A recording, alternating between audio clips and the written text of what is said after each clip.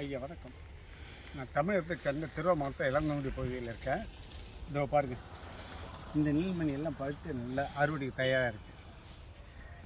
தமிழகம் நிதி பட்ஜெட்டில் விவசாய பட்ஜெட்னு ஒன்று புதுசாக தாக்கல் பண்ணிட்டு இருக்கு. இந்த பகுதியெல்லாம் அறுவடை தயாராக இருக்குது.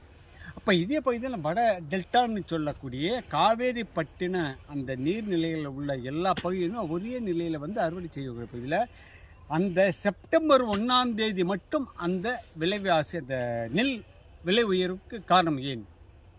முதல் கேள்வி. ரெண்டாவது கேள்வி, ஐயா இன்னைக்கு அறிவிச்சிட்டாரு, மாண்புமிகு தமிழக முதல்வர் செப்டம்பர் 1 அறிவிச்சிரு அப்படின்னு சொல்லி ஐயா விவசாய அமைச்சருக்கு சொல்லிட்டு போயிட்டாங்க. அங்கே என்ன நடக்குது? ஜெர்மனிக்கு போயிருக்காங்க. ஜெர்மனி எங்கே இருக்காங்க? ஜெர்மனியில் என்ன செய்கிறாங்க? அது ஒரு பக்கம்.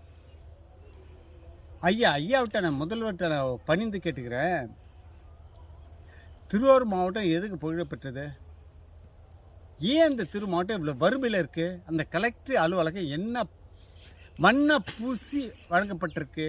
அந்த உள்ள தொழிலாளர்கள் அலுவலர்கள் எப்படி இருக்காங்க? அதை தயவுசெய்து உள்ள கூர்ந்து கவனிக்கணும். ஒன்று.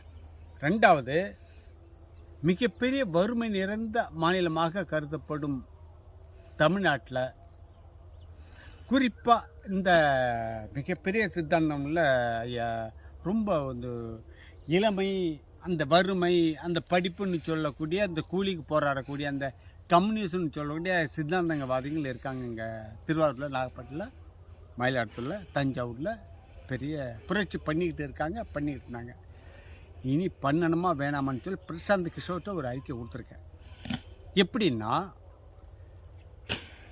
வெண்மணியில் ராமையாங்கிற 44 உயிர்கள் இறக்கக்கூடிய அந்த நிலைக்கு காரணம் யார்? ராமையாங்க பேர் உள்ள துரதிருஷ்டமான ஒரு பேரா? ராமர் பேர் வச்சாலே தப்பா? அப்போ அந்த ராமர் பேர் ராமையாங்கிற ஒரு குடும்பத்தை சேர்ந்த 47 குடும்பம் எரிக்கப்பட நியாயமா? அப்போ இரு நிலையில் உள்ள